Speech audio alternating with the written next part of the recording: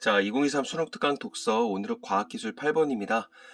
일단 뭐 웨어러블 센서, 신축 자외선 센서, 뭐 그물망 형태 일단 단락을 나눠놨고요. 2021년 수능 특강 팽수 있었잖아. 그때 그 신체 부착형 인장 센서라는 단원이 있었어. 이게 뭐 손가락 까딱까딱 하는 단원이 있었거든. 그 강의 올려놨으니까 한번쯤 살펴보시기 바랄게요. 이제 문제 먼저 보면서 한번 여기서 어떤 거에 중점을 두어야 될지 우리가 좀 마음의 준비를 하고 가자고. 자, 윗글의 내용과 일치하지 않는 것은 자, 전자, 뭐 전공, 뭐 적외선, 자외선 이런 용어는 우리가 알고 있고 그다음에 뭐 산화아연, 뭐 N형 반도체, 뭐 물리흡착, 뭐 그다음에 전자 또 나왔고 오케이. 자, 살짝 키워드 이제 입력했어. 그다음에 2번 가에 대해 추론한 내용으로 적절하지 않은 거. 가가 어디 있냐면 나가 있고 가가 전자기어체 분자들이래. 이게 뭔지는 몰라. 근데 이게 가인가 봐. 자, 전자기어체 분자들과 산화아연 표면. 산화아연은 여기 1번에도 나왔었는데 그 다음에 N형 반도체, 뭐 전기 전도도, 또 흡착이라는 단어 나왔었고, 뭐 전공, 뭐 결핍형에는 뭐 N형 반도체 여기 또 나왔네. 그 다음에 뭐 이런 것도 뻔한 얘기들이고. 자, 3번 윗글에 읽고 보기에 대해 탐구한 내용을 적절하지 않은 것은 또 N형 반도체가 났네.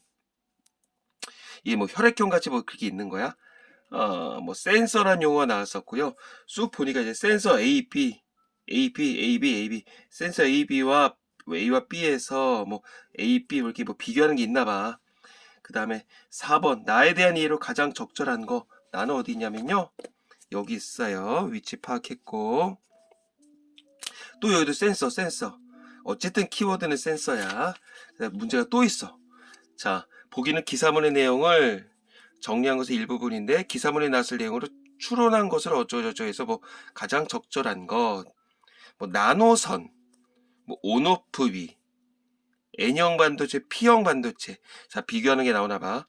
그 다음에 뭐 얘도 뭐 나노선, 그 다음에 뭐 결핍 영역, 뭐 그 다음에 얘도 그런 용어들이 있네.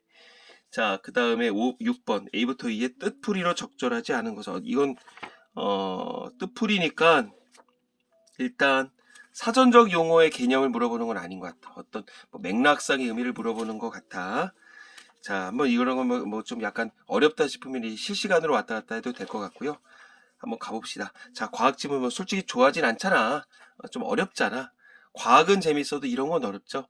그러니까 어떤 항상 구성 요소가 나올 거야. 항상은 아니겠지만 일단 구성 요소가 나올 것이고 어떤 뭐 과정이 나오겠지. 그 다음에 아까 몇 번 문제에서도 본 것처럼 모모는 모모랑 달리 뭐 모모일 경우, 모모일수록, 모모이면, 모모가 아니라 이제 이런 것들 유념하라고 그랬어요. 자, 여기다 적어줄 걸 그랬구나. 자, 2021년도 신체 부착형 인장 센서. 제목이 아마 그거였을 거야. 자, 강의 올려놓은 거 다시 한번 살펴보시기 바라겠고요. 자, 이제 시작합니다. 웨어러블 센서는 4차 산업혁명 시대의 핵심 부품 중 하나다. 그리고 주변 환경에 대한 정보나 개인의 신체 변화 정보를 실시간으로 수집하게끔 해준다. 이거 그거는 옛날 영화에서 그 성룡 나왔던 영화 중에 턱시도라고 있었어. 딱 수트 입으면 쫙 옷이 들러붙어. 하여튼 뭐 그 한번 봐봐. 턱시도. 웨어러블 웨어는 이렇게 뭐 입는다는 거겠죠. 입을 수 있는 센서인가 봐. 자, 웨어러블 센서 이거 그다음에 그거네.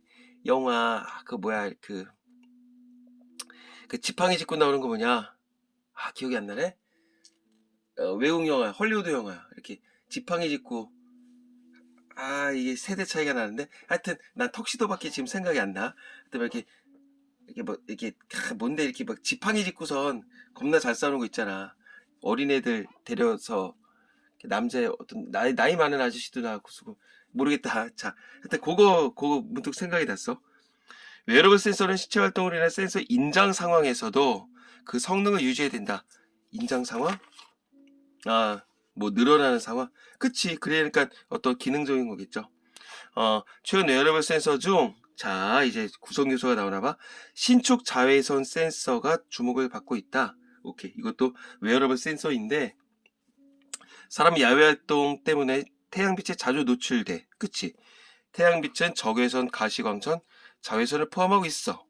이 중 파장이 가장 짧고 에너지가 가장 큰 자외선은 피부도와 피부암을 유발하기 때문이래.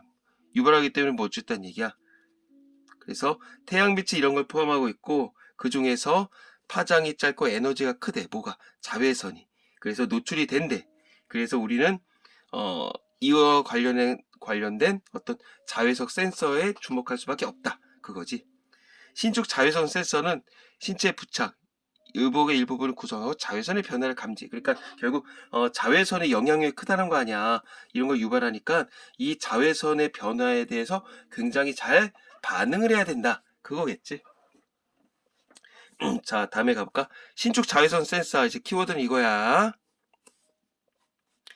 자, 두 전극을 반도체가 연결하는 구조래. 이제 슬슬 구성 요소 나오는 것 같지? 이때 신축성 있는 고분자 기판 위에 여기에 반도체 물질을 양파 같은 그물 구조로 만들어 입혀서 반도체 물질 또한 신축성을 지니도록 한다. 스타킹처럼 뭔가 늘어나게 위에다가 이 반도체 물질에다 이렇게 빗금치는 건 그 양파 같은 그물 구조로 만들어 입혀야만 늘어날 거 아니야. 그리고 많이 쓰이는 반도체 물질 중에 하나가 위에 쓰이는 것 중에 하나가 산화아연이래. 그럼 산화아연은 결국 이렇게 양파망과 같이 이렇게 막 쓱쓱 늘어날 수 있다는 얘기지. 반도체 물질은 플러스 전하인 전공의 흐름이 전류인 P형 반도체와 마이너스 전하인 전자의 흐름이 전류인 N형 반도체로 나뉘는데 산화아연은 N형 반도체다. 자, 일단 이거 가지고 나눌 것 같아. 자, 분명히 이제 대비를 했어. 모른다고 생각하지 말고 이제 국어다 하고 가자고. 자, 반도체 물질을 중에 하나가 이제 산화아연이래. 근데 이거는 플러스 전하는 뭐야? 플러스 전하는 전공의 흐름이 전류다. 전공의 흐름이 전류다. 전류는 전공의 흐름이다. 전공이 뭐야? 전공은 우리 뭐가 여기서 빠져나갔으면 여기 있는 그 빈 구멍을 전공이라고 하죠. 혹시나 들으면서 선생님, 저는 그런 거 배경 지식 없는데요. 괜찮아. 전공의 흐름이 전류래. 그리고 이건 P형이래. 그리고 마이너스 전하인 전자의 흐름. 요것들이 결국은 전류라는 거 아니야. 이거는 N형이래.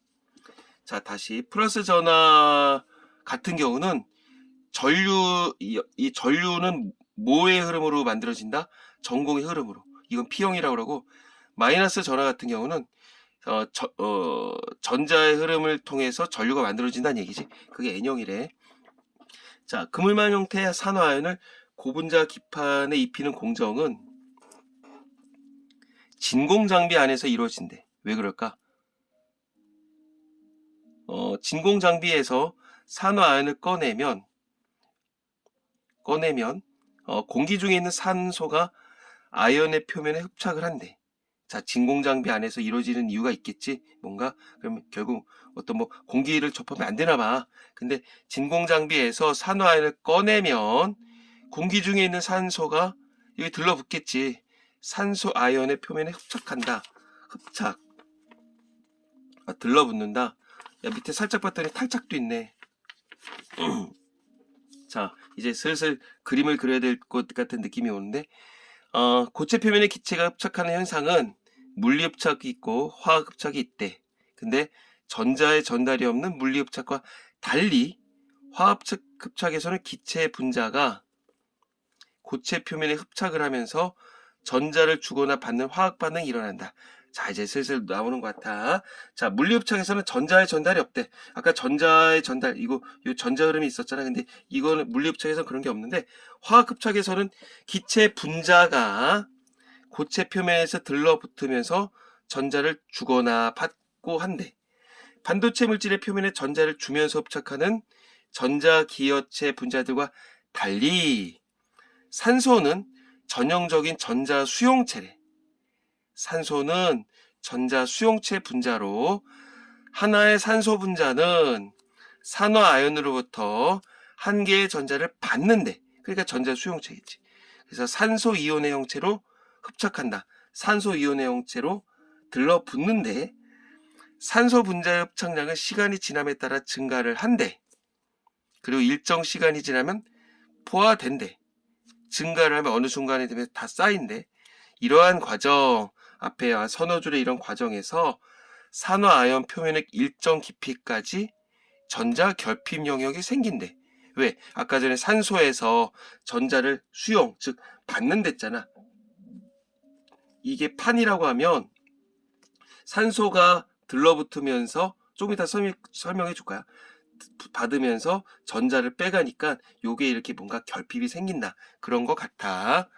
본래 산화아연보다 전기 저항이 커져서, 왜 전기 저항이 커져? 다 빠져나가는 거니까 저항이 커져서 전기 전도도가 떨어진다. 전도도가 떨어진다는 얘기는 전류가 흐르지 못한다는 얘기겠지? 자, 산소가 아니라 전자 기여체 분자로 전처리하여 만든 경우에 이와는 반대 현상이 일어난다. 두 경우 모두 반도체 물질의 두께가 얇을수록 결핍 영역에 의해 전자의 흐름이 받는 영향이 커져서 전기 전도도의 변화가 크게 나타난다. 두꺼울 때는 모르겠는데 전자 결핍 얇을수록 결핍 영역에 의해서 전자의 흐름이 받는 영향이 커진다. 두꺼울 때는 뭐 조금 빠져나간다 해도 나간다고 한들 그 의미가 별로 없나 봐. 근데 만약 이게 얇으면 결핍이 조금만 생겨도 이게 굉장히 민감하게 반응한다는 얘기지. 그래서 전기 전도도가 만약 얇을 때는 조금만 결핍이 생기면 말 그대로 전기 전도도가 안 생길 수도 있고 전기 전도도가 생길 수도 있고 그 변화 정도가 크다는 얘기인 것 같다. 자, 전혀 이해가 안 되는 친구들도 있을 거야. 이제 그러면 한번 요 단락 넘어가기 전에 한번 차근차근 그림으로 얘기를 해보자고. 자, 우리 처음부터 이제 이른바 그물망 형태의 산화아연을 있잖아. 아까 전에 스타킹 같은 거 얘기했었는데 이걸 고분자 기판이 아까 전에 늘어난다 그랬었잖아. 늘어난다 그랬었는데 신축성이 있다 그랬었잖아. 여기에 입힐 때는 진공 장비 안에서 이루어진대. 그리고 이제 산화라고 하는 건 산소에 영향을 받아서 막 없어지고 이제 그런 거잖아. 그래서 진공 장비 안에서 이루어지는데, 자, 이제 여기를 진공 장비라고 해보자. 이걸 진공 장비라고 해보자. 이게 진공이야. 근데 여기서 진공 장비에서 산화아연을 꺼낸대. 뭘 꺼낸다? 산화아연을 꺼내. 자, 이게 산화아연을 꺼냈어. 그럼 공기 중에 있는 산소가 이 아연의 표면에 들러붙겠지. 자, 고체 표면에 기체가 합착하는 현상을 어쩌고 저쩌고 나누는데, 이런 거랑 다르게 이거 기체 분자가 고체 표면에 들러붙으면서 전자를 주거나 받는 화학 반응이 일어난댔잖아. 그러니까 지금 여기 뭐가 들러붙는다? 산소가 들러붙는데, 근데 여기서 분명히 화학급자의 기체 분자, 그리고 이거는 산소 분자겠지. 산소 분자가 들러붙으면서 전자를 주거나 받는 거라고 하는 거야. 산소 분자가 요게 들러붙는 거 우리가 뭐라 그런다? 흡착이라고 한다. 그래서 산소 분자 흡착이라고 적어 놓을게. 자, 여기에 전자를 주면서 흡착하는 전자 기호체가 있대. 근데 산소는 여기 들러붙을 때 전자 수용체 분자래. 그러니까 전자를 받아들인다는 얘기지. 어디서? 여기다 아예 적어 놓을까? 산소 분자는 전자 수용체래. 여기 들러붙을 때 전자를 하나 받는데. 여기까지 요 얘기가 그냥 그대로 그림으로 그랬어. 그리고 한 개의 전자를 받는데, 그래서 전자를 받으면서 산소 이온의 형태로 흡착을 한다. 자, 산소 분자가 흡착을 하는데 전자를 받는 거야. 자, 결국 이렇게 전자를 받아. 그래서 무슨 형태로 들러붙는다? 산소 이온의 형태로 들러붙는데, 지금 요 정도까지만 했어. 그러다 보면 흡착량은 시간의 지남에 따라 증가를 하는데 계속 들러붙는 거야. 이제 전자는 계속 여기서 가져가겠지. 그리고 포화가 된대. 그러면 산화아연 표면의 일정 깊이까지 전자 결핍 영역이 생긴대. 왜? 전자를 계속 빼내는 거 아니야. 하나씩 하나씩 하나씩 하나씩 계속. 그러면 이렇게 요만큼이 결핍이 되는 거겠지. 원래 이거보다 전기 저항이 커진대. 뭐 여기 작아지니까 전기 저항이 커지겠지. 그 전기 전도도가 떨어진다. 즉 전기가 많이 흐른다 안 흐른다? 안 흐른다. 자, 이런 과정에서 결핍은 뭐의 결핍? 전자 결핍. 전자 결핍이 커진데 여기에 산화아연에 전자 결핍이 커지고, 그런 과정에서 저항도는 커진다 작아진다? 커진다. 그러면서 전기 전도도도 떨어진다. 그 얘기겠지. 지금 그 얘기밖에 없는 거야. 별거 없어. 자, 산화아연 이거 진공에서 이루어지는데, 근데 진공장비에서 아연을 꺼내면 공기 중에 있는 산소가 들러붙겠지. 근데 여기서 물리합착, 뭐 화학흡착 그런 얘기를 했었고, 물리흡착에서는 이게 들러붙을 때 전자 전달이 없다고 얘기했었는데, 화학흡착에서 그딴 게 있다며. 근데 다른 것들이랑 다르게 산소 같은 경우는 전자 수용체래. 그래서 설명을 해주기. 전자 수용체 적었어. 그러면서 전자를 받는데, 수용체니까. 그러면서 산소 이온의 형태로 들러붙는데, 계속 이런 과정이 있다 보면 이 산화아연에서는 전자가 많이 빠져나갈 거 아니야. 그래서 내가 이렇게 하나씩 빠져나가는 걸 얘기를 했어. 즉 결핍이란 얘기를 했었지. 계속 결핍이 되다 보면 여기 안에서의 어떤 저항도는 커지게 되겠고, 전기 전도도도 말 그대로 줄어든다. 그 얘기지. 자, 이렇게 만들어진 센서에 자외선이 도달을 하면, 자외선 아까 1분단에 나왔던 거겠지. 여기에 이렇게 이제 센서가 만들어졌어. 그러면 시간의 경과에 따라 산화아연 표면에 흡착되어 있던 산소 이온은 아까 산소 이온의 형태로 들러붙어 있다고 했잖아. 전자를 받아들이면서 이온은 빛으로부터 에너지를 받는데, 그리고 산소 분자 형태로 탈착이 된대. 산소 분자 형태로 빠져나간다는 얘기지. 전자를 산화아연에 되돌려준다. 자, 그리고 따라서 시간이 지남에 따라 결핍 영역의 두께는 얇아지고, 전압이 가해진 두 전극 사이의 저항이 줄어들어 전류량이 늘어난다. 전류량은 시간이 지남에 따라 상승을 하다가 일정 시간이 지난 다음에 최대값이 유지되는 S자형 곡선의 형태를 나타낸대. 이건 산소 이온이 탈착되는 속도, 빠져나가는 속도랑 공기 중에 산소 분자가 흡착되는 속도, 아까 들러붙는 속도였잖아. 그게 평형을 이루기 때문이래. 자, 이처럼 무요약 정리해 주니까 또 여기까지 모르는 친구들을 위해서 간단하게 정리를 하자면, 이 과정은 알겠지? 여기에 이제 만약에 자외선을 쏘줘. 자외선을 이제 플러스 한다 치자. 그렇게 되면, 여기 하게 되면 이 산소 이온, 이게 들러붙었던 게 여기 산소 이온이었잖아.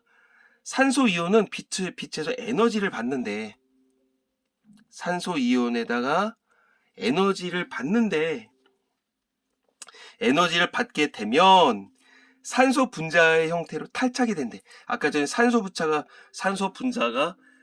산소 이온의 형태로 들러붙었잖아. 근데 에너지를 받게 되면 이 형태로, 산소 분자 형태로 나온대. 그럼 나오면서 아까 전에 받았던 전자를 받았잖아. 전자를 다시 열로 돌려보내준대. 그러면 결핍 영역의 두께는 줄어들겠지. 원래 형태로 다시 갈 거 아니야. 그러면 저항이 줄어들겠지. 왜? 아까 전에 저항이 커졌으니까. 그러면서 전류량이 늘어난대. 왜? 아까 전에는 전기 전도도는 낮아졌으니까 거꾸로 움직이는 거야. 아까 전에 빼냈다면 다시 이제 넣어주는 과정이라고 보면 되는 거야. 어려울 거 아무것도 없어. 자, 산소 이온이 에너지를 받고 산소 분자 형태로 탈착, 흡착, 들러붙는 게 아니라 탈착, 빠져나갔어. 그러면 빠져나가게 되면서 전자는 다시 주게 되고, 그 다음에 결핍은 줄어들고, 요 결핍이 줄어든대. 그러면서 저항은 줄어들고, 그리고 거꾸로 움직이는 거 있지. 전기 전도도는 늘어나고, 즉 전류의 흐름은 늘어나고, 그 얘기야. 자, 이처럼 자외선이 센서에 조사되면 출력값인 저항 혹은 전류를 읽어 자외선을 감지하는 게 자외선 센서래. 자, 이 자외선 센서, 신축 자외선 센서가 어떤 구조, 어떤 과정으로 이루어지는지를 이제 자세하게 설명을 한 거야.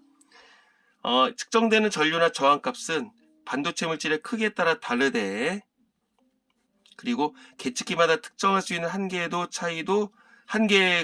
차이가 있지만 계측기의 정밀도가 올라감에 따라 10의 마이너스 10 암페아라고 해야 되는 거 아니야? 거기까지 측정이 가능하대. 겁나 예민하다는 얘기야. 자, 크기랑 상관이 있어. 그 다음에 어떤 한계도 차이가 있어. 어쨌든 근데 계측기가 예민해짐에 따라서 여기까지도 측정이 가능하대. P형 반도체 물질 또한 자외선 센서로 쓰인다. 이게 왜 쓰이냐? 우리는 지금 아까 전에 뭐 했어? P형, N형 따위를 얘기했었는데, 산화아연은 대표적인 N형이라 했었죠. 산소는 산화아연은 대표적인 N형 반도체랬잖아. 거기서 설명이 그쳤으면 모르겠는데, P형까지 얘기를 한대. 이 경우, 즉 P형에서는 흡착되어 있던, 즉 들러붙어 있던 산소 이온이 탈착하면서, 빠져나가면서 반도체 물질에 되돌려주는 전자가 전공이랑 결합을 하면서 반도체 물질의 표면 근처에 전공이 소멸한대. 자, N형에서는 아까 전자 흐름이었잖아. 전류는 뭐로 진행됐어? 전자 흐름으로 진행됐었는데 P형에서는 전자가 아니라 전공의 흐름으로 되나봐. 따라서 시간이 지남에 따라 저항이 증가하고, 똑같겠지? 그냥 전자가 아니라 전공일 뿐인 거야. 저항이 증가하고 최대값에 도달해서 이 값을 유지한대. 자, 이 고스란히 N형이 아니라 P형일 때는 전자의 흐름이 아니라 전공의 흐름이다. 그 정도만 맥락을 찾으면 될 것 같아. 자, 그러면 여기서 한번 쉬어가는 타임으로 해서 ABC 용어 한번 가보자. A, 유발한대. 어떤 것이 다른 일을 일어나게 한다. 유발 맞죠? 이게 뭐 유발할 일은 아닐 거 아니야. 자, 맞고요. 그 다음에 B가 뭐였었냐면 조사된다.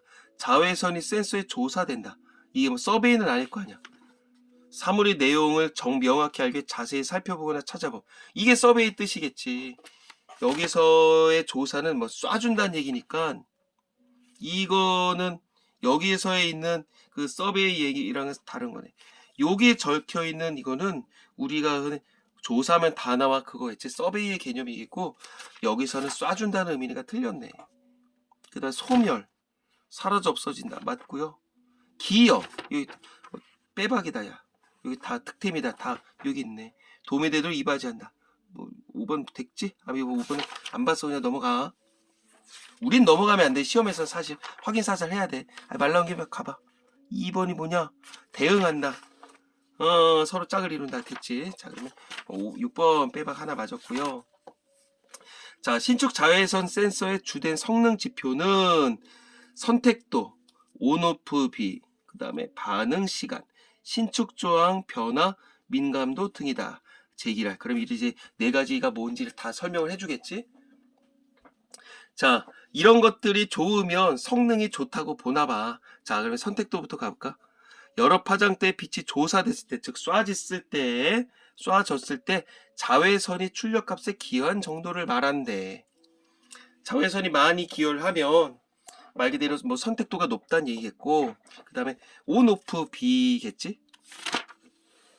온오프 비는 빛이 조사되기 전의 출력값과 빛이 조사된 이후의 전류가 일정하게 유지되는 정상 상태에서의 출력값의 차이의 절대값을 빛이 조사되기 전 출력값으로 나눈 값으로 정의된다. 무슨 말이냐?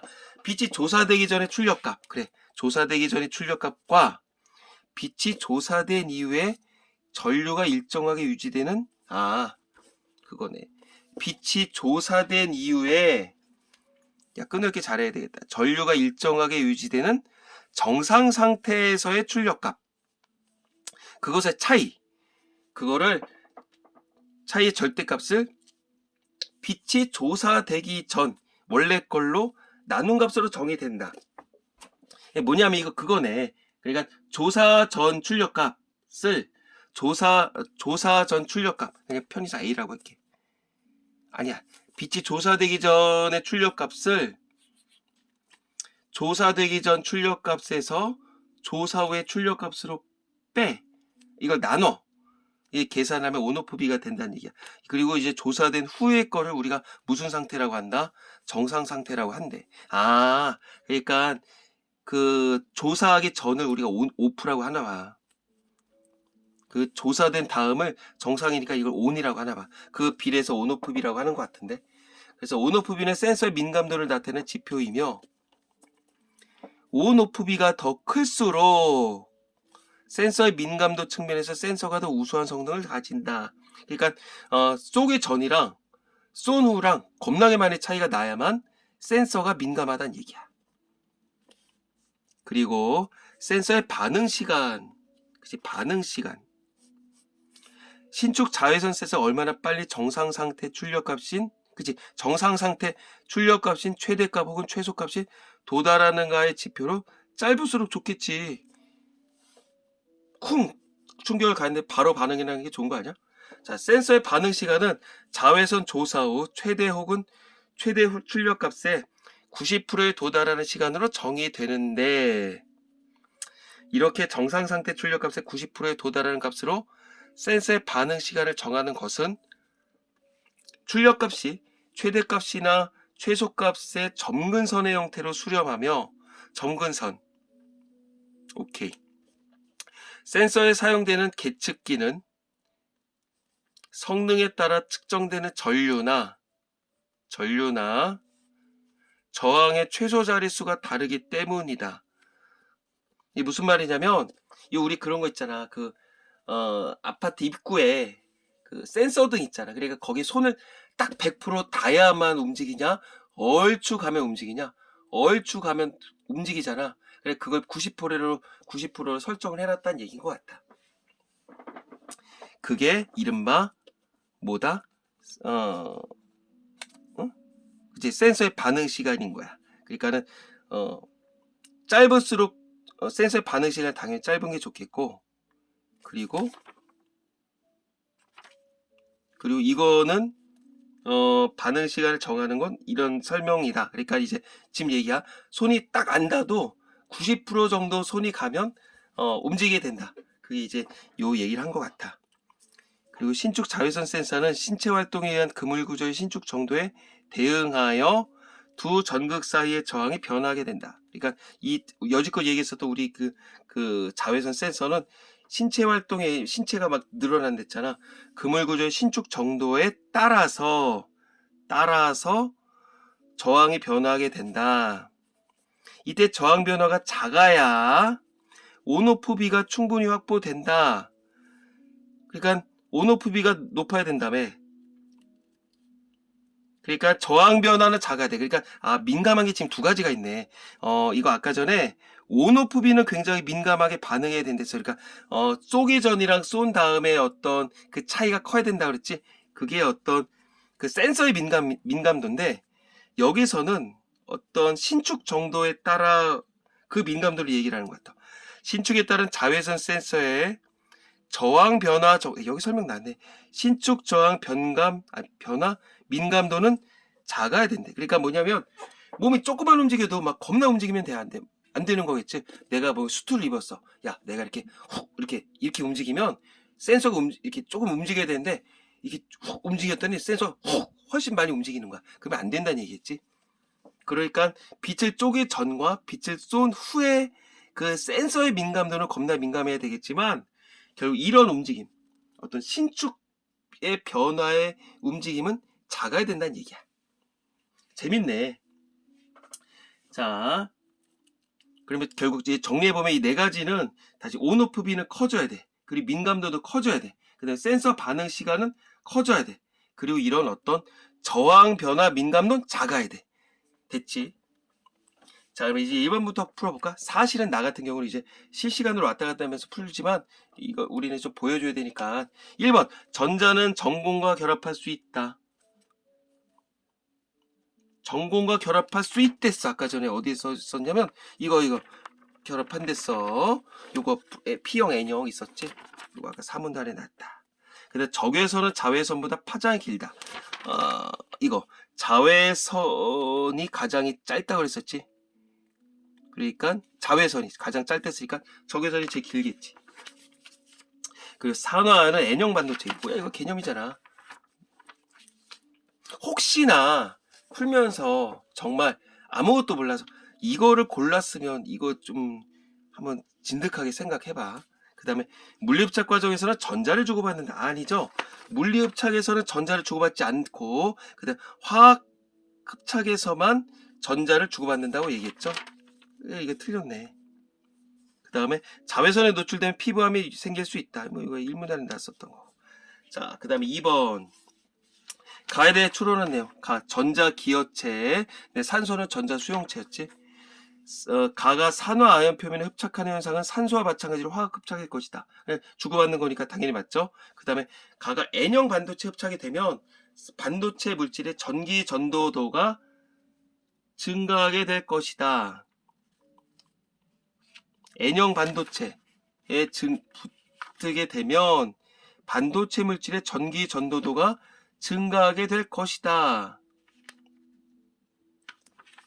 그치? 우리는 지금 산소는 전자 수용체이기 때문에 전기 전도도가 내려갔었는데 이게 다른 것들은 반대라며. 그러니까 이거 전자 기어체면 전기가 더 늘어나겠지. 맞겠네. 그 다음에 가가 산화안에 흡착을 하게 되면 산화안의 전류의 흐름은 전공에 의해서 이루어진다. 왜 이래? 전공은 P형이라며.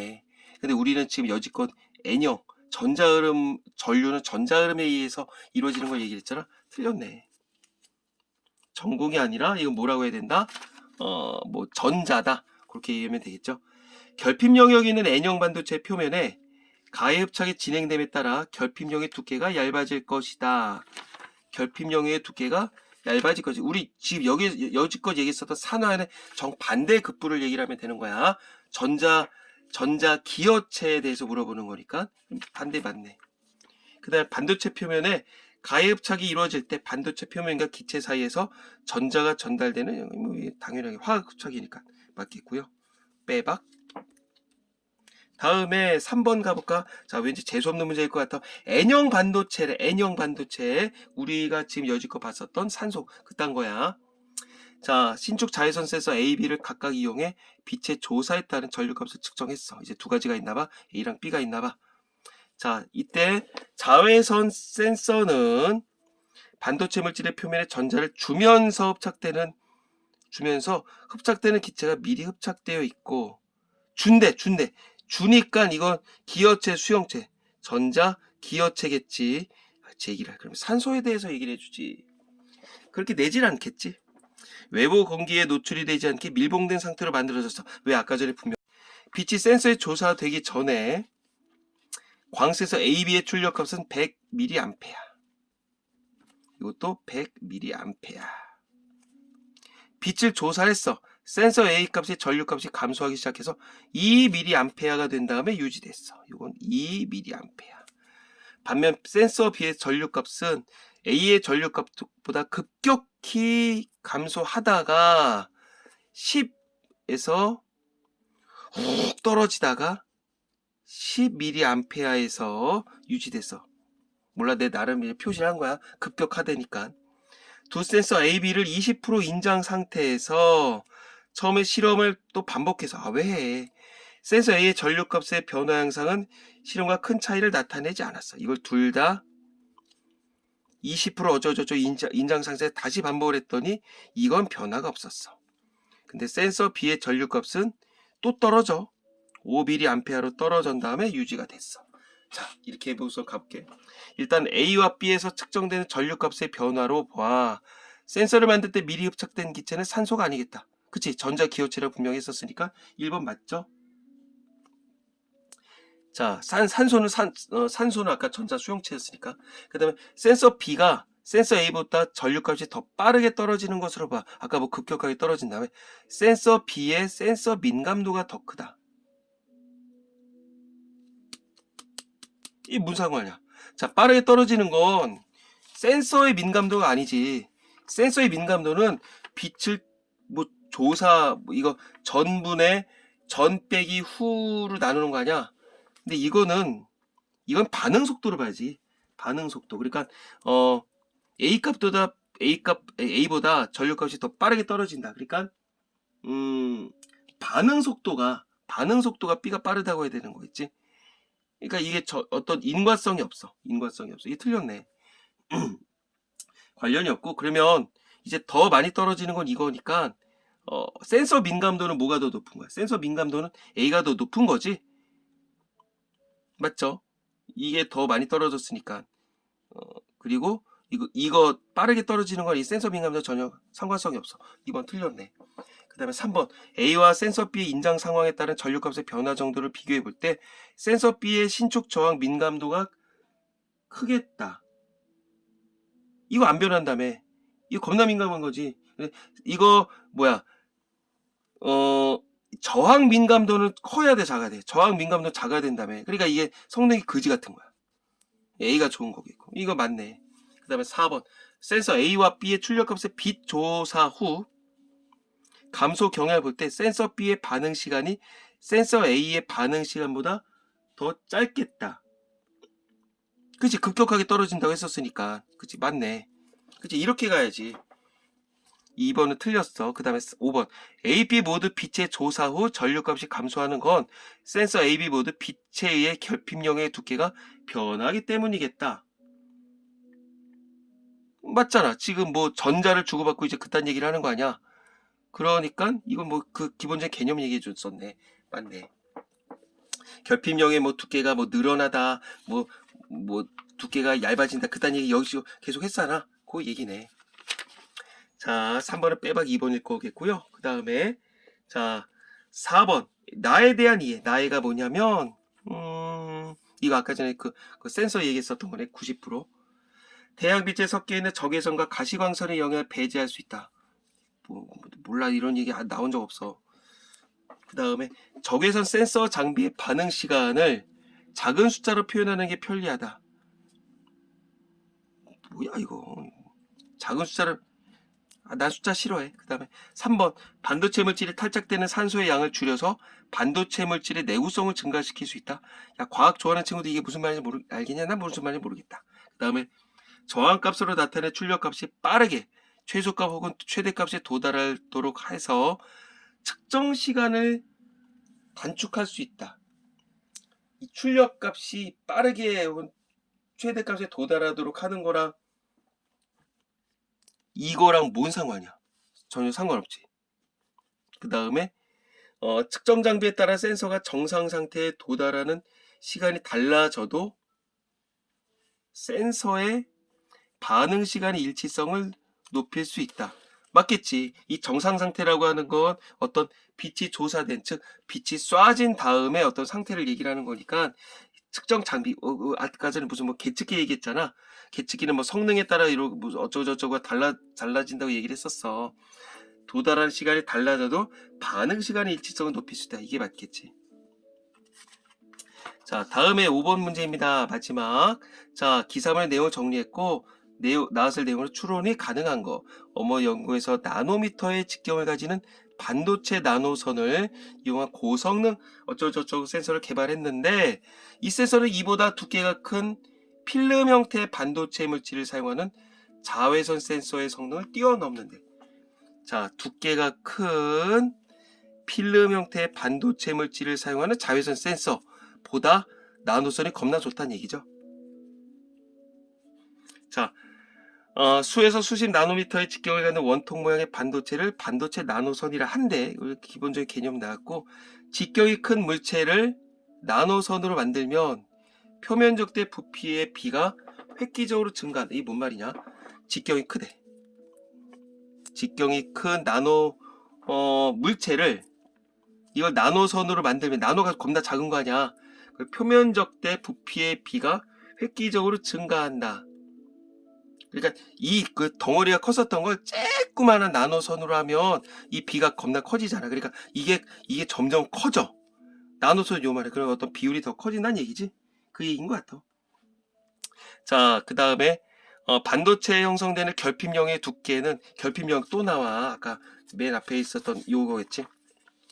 흡착되는 기체와 반도체의 종류에 의존하긴 하겠지. 근데 반도체 크기와는 관련이 없대. 이것도 출제 요소를 낼 거야. 그리고 통상 수 나노미터 정도래. 자, 그 다음에 1번 가볼까? 나노선을 이용하면 빛 조사에 따른 저항 변화가 기존의 물질보다 상당히 커지기 때문에 온오프비가 크게 증가한다. 이게 무슨 말이야? 일단 나노선 겁나게 작은 거야. 빛 조사에 따라 저항 변화가 빛 조사에 따른 저항 변화가 물질보다 상당, 그러니까 결국 나노선을 이용하면 온오프비가 증가하냐? 그 얘기지. 결론은. 자, 정리해보자. 빛을 조사를 했어. 그러면 아까 전에 이 과정에서 빛을 조사를 하게 되면 저항이 떨어진댔지. 자, 저항이 떨어진댔어. 맞지?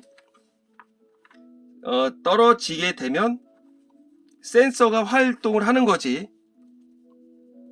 센서가 활발히 작동을 하는 거지. 그러면 민감도가 늘어나는 거겠지. 뭐의 민감도? 센서의 민감도가 늘어나는 거겠지. 그러니까 성능이 좋아진 거겠지. 그러니까 1번 맞네. 왜? 나노선 겁나게 작은 거니까. 그리고 이게 어디서 났었냐면 사실은 아까 어디 있었냐면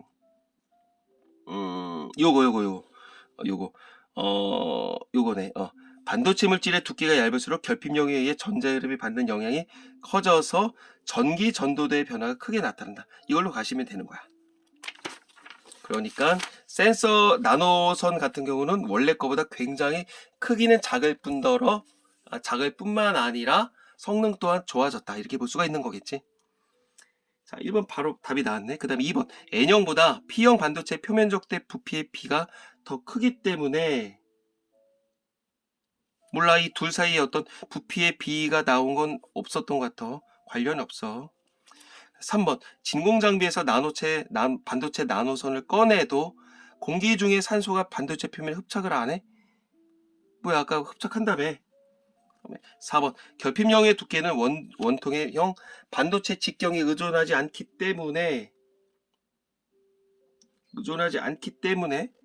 나노선 기반 자외선 센서는